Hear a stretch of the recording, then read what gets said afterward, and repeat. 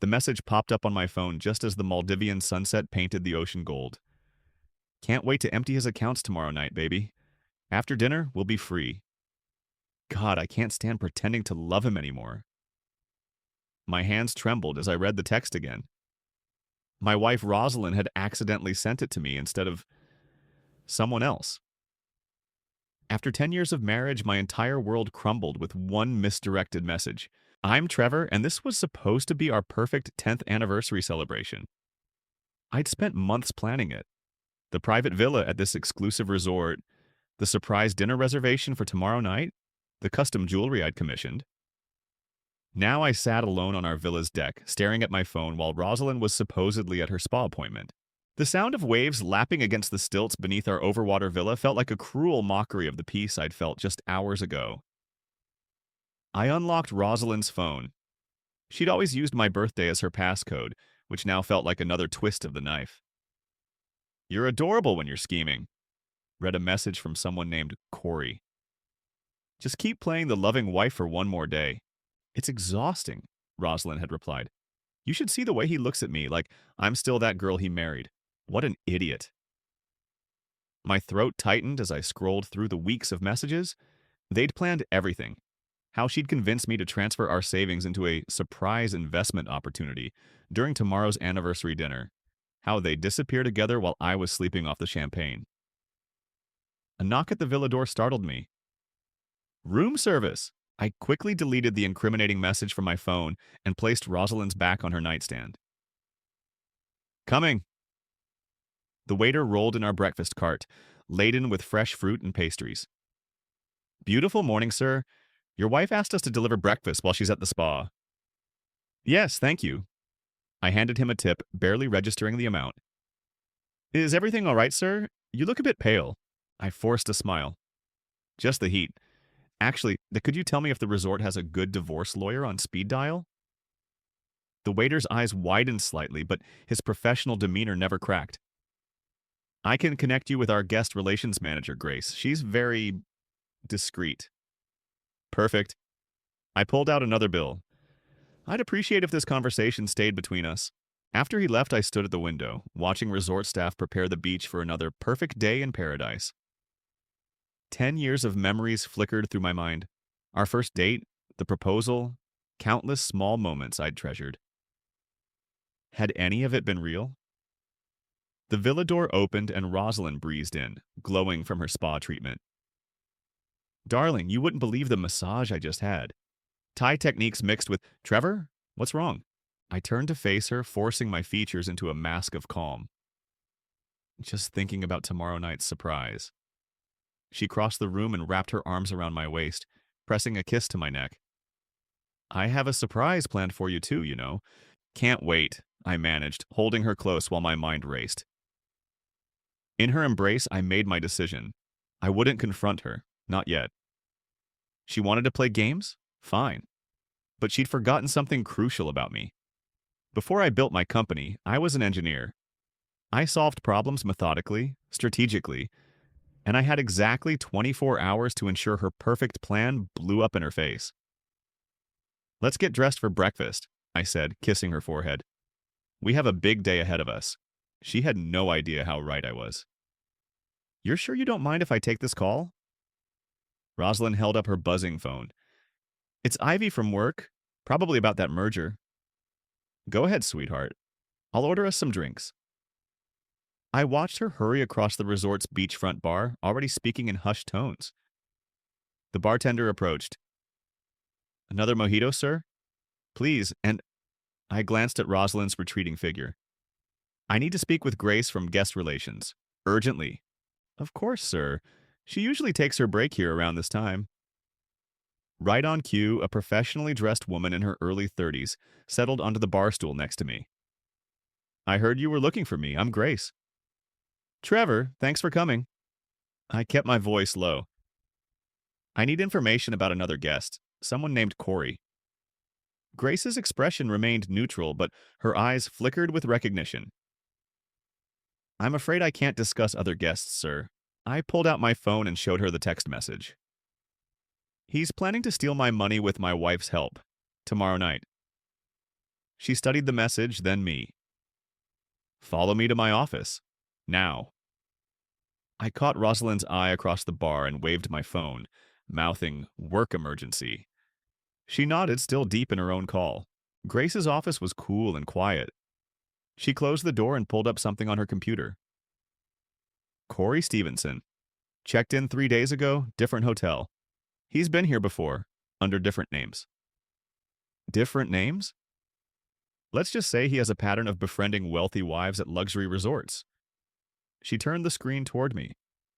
Our security flagged him, but we couldn't prove anything. My chest tightened. How long has this been going on? Based on our cameras? Grace typed quickly. They first met in our lobby 6 months ago when your wife came for that girls' weekend. 6 months. I remembered that weekend. I'd surprised her with the trip after she seemed stressed about work. She'd come back so relaxed, so affectionate.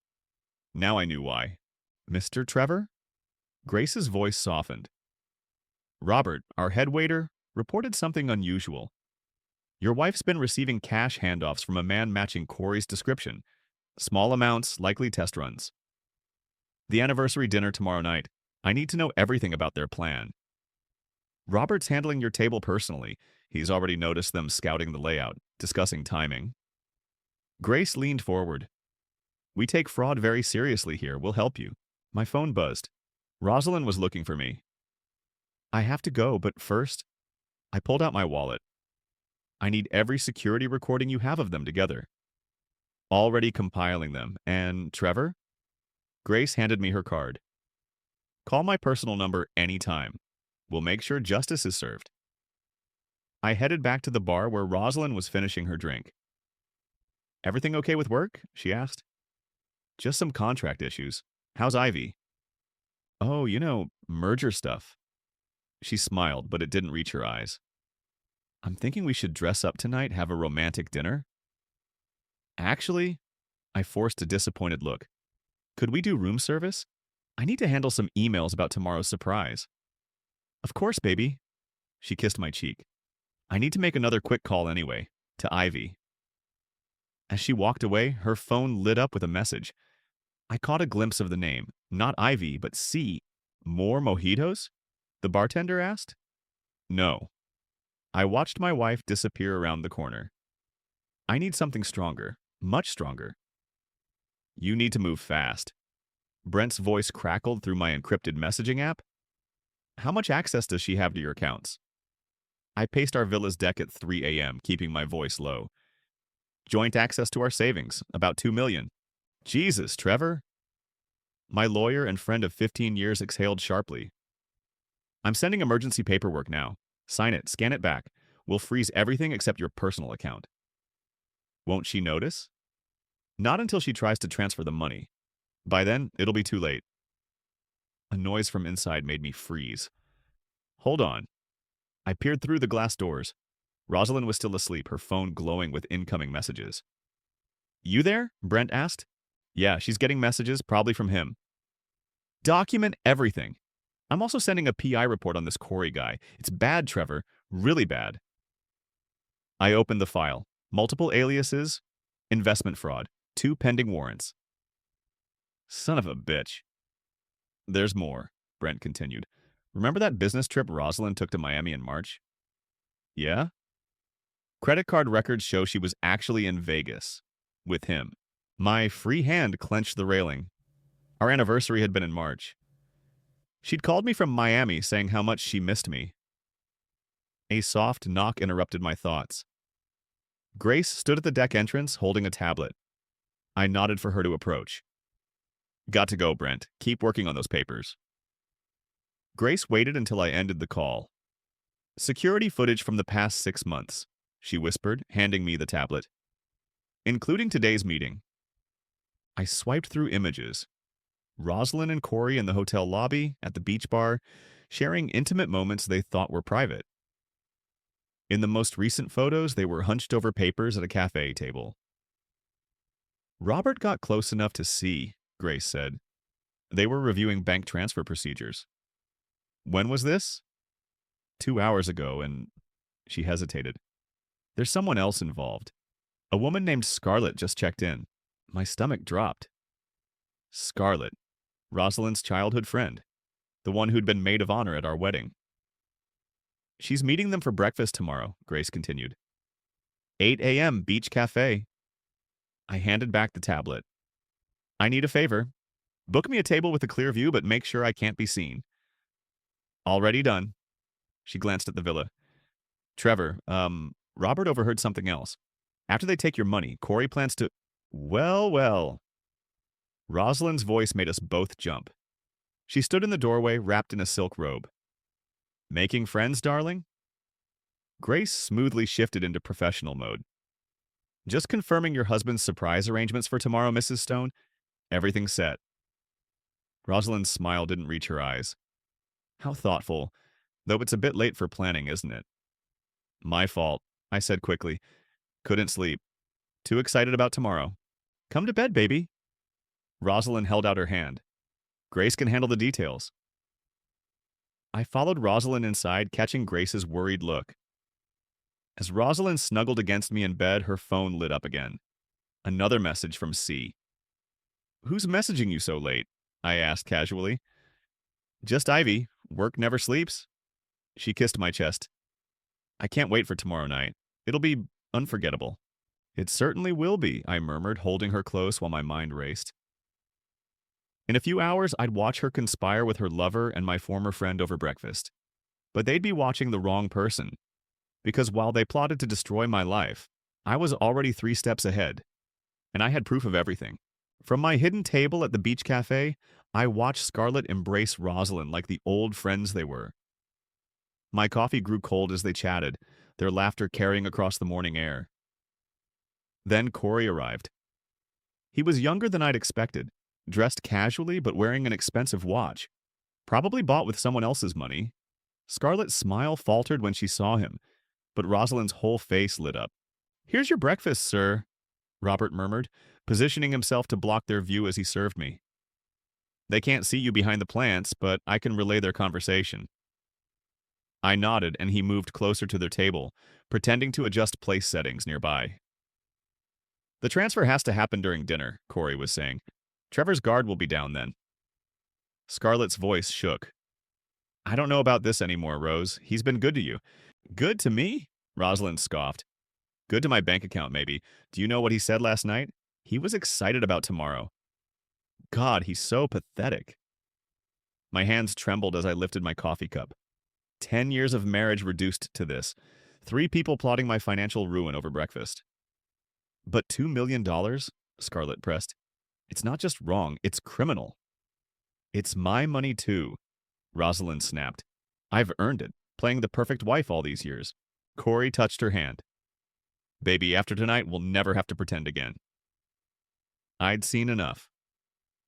As I stood to leave, Scarlett suddenly locked eyes with me.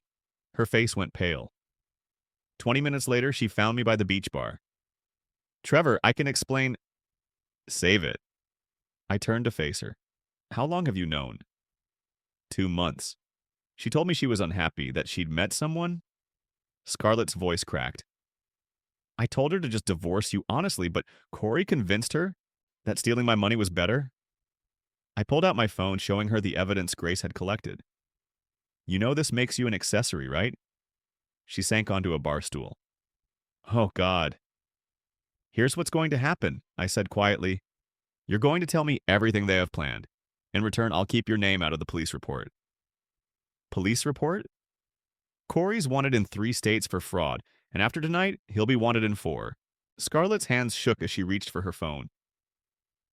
There's something you need to see. She pulled up messages from Rosalind. She doesn't know I kept these. It's worse than you think.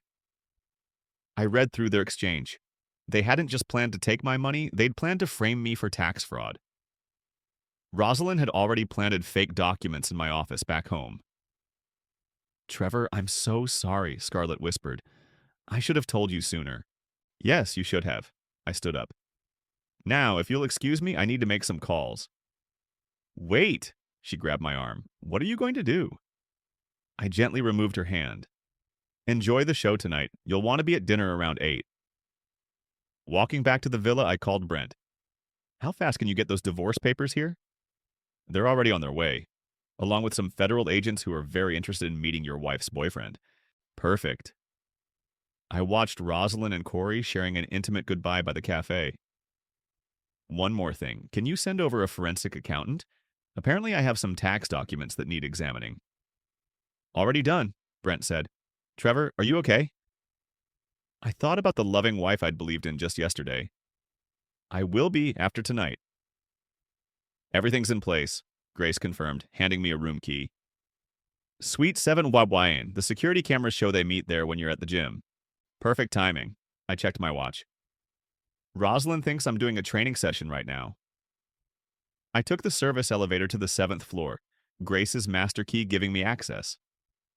Suite 714 was a corner room, smaller than our villa but with a clear view of the beach. I didn't have to wait long. Rosalind arrived first, then Corey a few minutes later. Through the cracked door, their voices carried clearly. Baby, we have a problem. Corey paced the room. The bank called. They need both signatures for transfers over $1 million. That's impossible. Rosalind's voice sharpened. I checked the accounts last week. He must have changed it. Damn it. Something crashed. Probably Corey throwing something. We need a new plan. No, stick to the original. I'll convince him to do the transfer himself during dinner. He trusts me completely. Corey laughed darkly. Yeah, because he's an idiot. Did you plant those tax documents like I told you? Of course, once we have the money, anonymous tip to the IRS. And poor Trevor goes down for fraud while we're sipping cocktails in Monaco. My phone buzzed. A text from Robert. Federal agents arrived, in position for tonight. There's something else, Corey was saying. Remember that investment opportunity I told you about? The one we're putting Trevor's money into? The tech startup. What about it? It doesn't exist. Corey's voice turned cold. None of it exists. Once you get Trevor to transfer the money, it's going straight to my offshore account, solo. The silence was deafening. What are you saying? Come on, Rose. You didn't think I was actually going to split it with you, did you? You're not exactly trustworthy. I mean, look how easily you betrayed your husband. You bastard. Something else crashed. We had a plan. Yeah, well, plans change, don't worry. I'll leave you enough for a nice consolation prize, maybe 50 grand. I'll tell Trevor everything. No, you won't. Corey's voice turned menacing. Because I've documented every step of your involvement. The fake tax documents, the bank transfer plans, everything. You'll go down harder than he would have. I'd heard enough.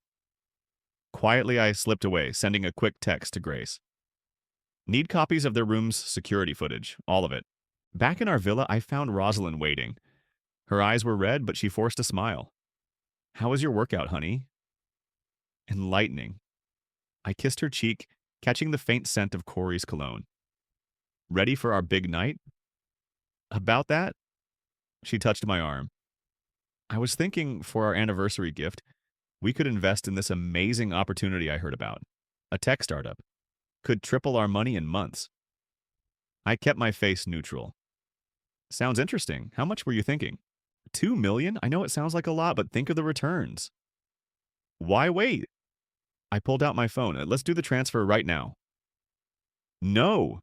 She caught herself. I mean, wouldn't it be more romantic to do it at dinner? Make it part of our celebration? I smiled, thinking of the federal agents waiting in the restaurant. You're right. Let's make tonight unforgettable. My phone buzzed again, Brent confirming the divorce papers were ready. In my jacket pocket, the evidence felt heavy. Photos, bank records, security footage, and now a recording of Corey's betrayal. I'm going to shower before dinner, Rosalind said, heading to the bathroom. Take your time, I called after her. Tonight's going to be quite a show. And the best part? She had no idea she wasn't the star. She was the mark. Your table is ready, Mr. Trevor. Robert gestured toward the private oceanfront deck. Everything is arranged exactly as requested. I adjusted my tie, feeling the weight of the envelope in my jacket pocket. And our other guests? Federal agents are at tables 3 and 7. Hotel security is in position. He lowered his voice. Mr. Corey was seen entering the restaurant's side entrance 5 minutes ago. Rosalind emerged from the powder room, stunning in a red dress I'd bought her for Christmas. Ready, darling? I can't wait for my surprise. If she noticed my slight smile, she didn't show it. After you, sweetheart. The deck was transformed. Candlelight, flower petals, soft music. A bottle of champagne waited in an ice bucket. Perfect for an anniversary celebration or a sting operation. It's beautiful, Rosalind breathed, squeezing my hand. Her phone buzzed in her clutch. Checking work again? I asked innocently. Oh, just Ivy. She glanced at the screen and paled slightly. I knew why. Grace had shown me Corey's latest message. Money first, then I'm gone. Don't screw this up. Robert appeared with appetizers. Compliments of the chef. And Mrs. Stone, a gentleman at the bar, asked me to deliver this. He placed a folded note beside her plate. Rosalind's hands trembled as she read it. Her eyes darted toward the bar where Corey sat nursing a whiskey watching us. Everything okay? I asked. Perfect. She took a large sip of champagne. Trevor, about that investment opportunity. Of course. I reached into my jacket. I have something for that, but first, I nodded to Robert, who wheeled over a covered silver tray. Your anniversary gift. Oh. She lifted the lid, revealing a small box wrapped in silver paper. Should I open it now? Please do. Inside was a stunning sapphire necklace, and beneath it, copies of every incriminating message, photo, and bank document. I don't understand, she whispered, color draining from her face. Keep going. I sipped my champagne. There's more. She found the divorce papers next, then Corey's criminal record. Finally, the transcript of their conversation from Suite 714. Trevor, I can explain. Can you explain the fake tax documents in my office? I kept my voice low, calm. Or the offshore account you and Corey set up, though I suppose I should thank him for recording everything. Very thorough. He recorded us? Every meeting, every plan. I smiled as federal agents quietly surrounded Corey at the bar. He was going to use it to blackmail you after he took the money. Ironic, isn't it? Tears streaked her makeup. Trevor, please. The divorce papers are already filed. Your access to our accounts was revoked this morning. I stood, straightening my jacket. Oh, and you might want to call a lawyer. The FBI has some questions about those tax documents. You can't do this. She grabbed my arm. 10 years of marriage. 10 years of lies. I gently removed her hand. Goodbye, Rosalind. As I walked away, I heard the commotion at the bar, Corey being arrested, Rosalind crying out his name. Robert appeared at my side with a folder. The rest of the evidence, sir. And your private car is waiting. Thank you, Robert. I handed him an envelope. For everything. At the restaurant entrance, I paused to watch Rosalind being approached by federal agents, her perfect world crumbling around her. She looked up, met my eyes one last time. I turned and walked away, her desperate calls fading behind me. In my pocket, my phone buzzed with a message from Brent. It's done. You're free. For the first time in days, I smiled genuinely. Time to start over. The hotel lobby fell silent as Rosalind stormed in, mascara streaking her cheeks. Trevor, you can't just walk away. I kept walking toward the exit where my car waited. Behind us, guests whispered and pointed as federal agents escorted a handcuffed Corey through the restaurant. At least look at me.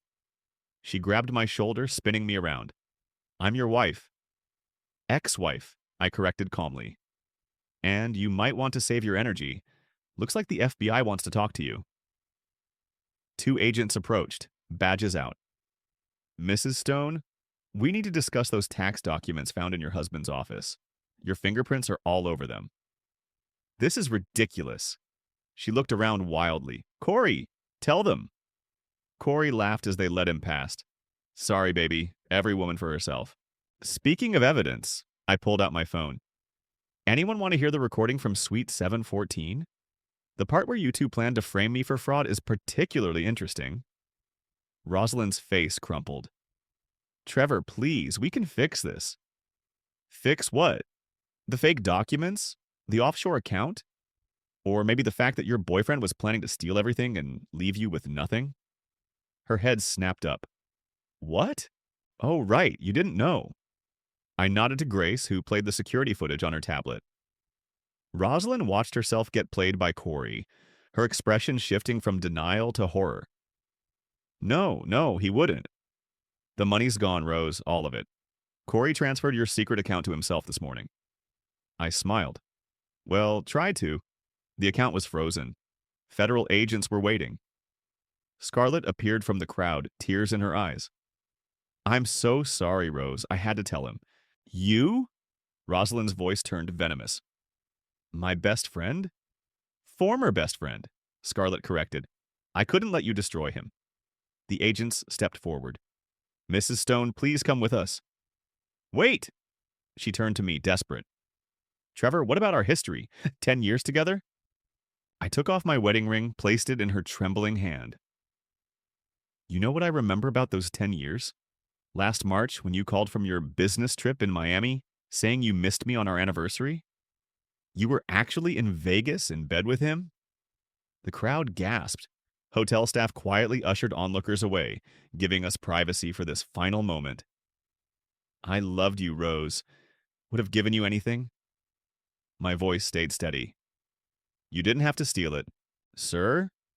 Robert appeared with a folder. Your flight documents. The private jet is ready. Rosalind's eyes widened. Private jet? Did I mention? I smiled. The company had its best year ever. I was going to surprise you with a house in Paris. I pulled out the deed, now void. Funny how things work out. The agents took her arms. Mrs. Stone, we really need to go. No, please. She struggled. Trevor, I'm sorry. I'll do anything. I walked to the exit, stopped, turned back. One last thing. Remember 2 days ago when you accidentally sent me that text instead of Corey? About emptying my accounts? She froze. That wasn't an accident. Grace here helped me clone your phone weeks ago, after you started meeting Corey.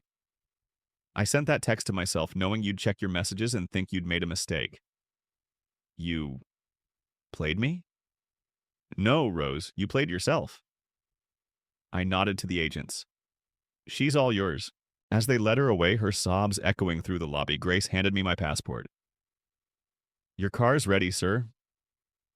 I looked around the lobby one last time at the wreckage of my marriage, at Rosalind being led to a waiting police car. Time to go home? Grace asked. No, I smiled. Time for a new beginning. The private jet climbed through clouds as my phone lit up with messages. I scrolled through them one by one. Grace. Corey's bail denied. Prior warrants plus new charges. 15 years minimum. Brent. Divorce fast-tracked. Her lawyers begging for a settlement. Should I laugh now or later? Scarlett. Rose taken into custody. FBI found more evidence in her laptop. I'm so sorry for not telling you sooner. Robert. Sir, thought you'd want to know. She tried returning to the villa. Security stopped her. She was crying about a necklace. I touched my chest where the wedding ring used to hang. The necklace she wanted was a family heirloom I'd given her on our 5th anniversary. She'd probably planned to sell it. Champagne, sir? The flight attendant appeared with a bottle. Actually, just water. For the first time in days, I didn't need alcohol to dull any pain. My phone buzzed again. Rosalind's number, but from the police station. They're letting me make one call. Please, I never meant to hurt you. Everything just spiraled. We can work this out. I still love you. I typed back, Goodbye, Rose. Don't contact me again. Then I blocked her number. A new message from Brent popped up. Breaking news, your company stock jumped 30% after the press release about the expansion.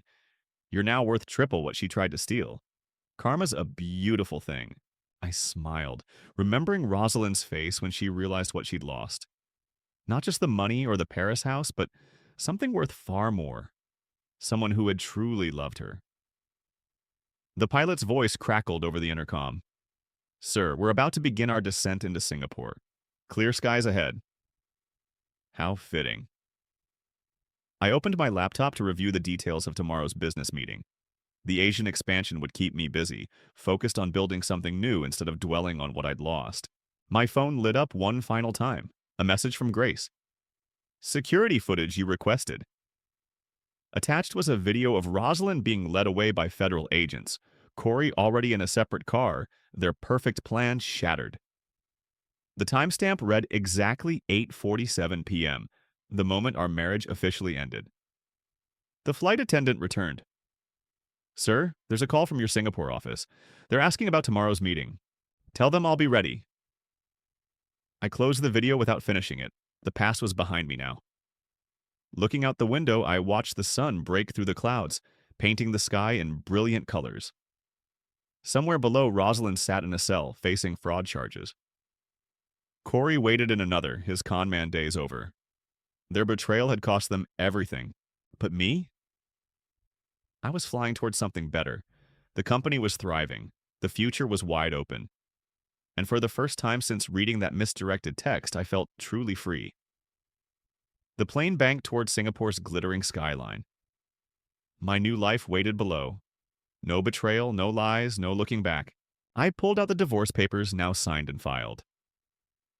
On the last page, I'd written a final message to Rosalind. You thought I was an idiot who wouldn't notice. Instead, you taught me the most valuable lesson. Trust should be earned, not given. Goodbye. The plane descended through perfect skies, each mile carrying me further from the wreckage of my old life. I didn't need revenge anymore. Success, as they say, is the best revenge. And I was just getting started.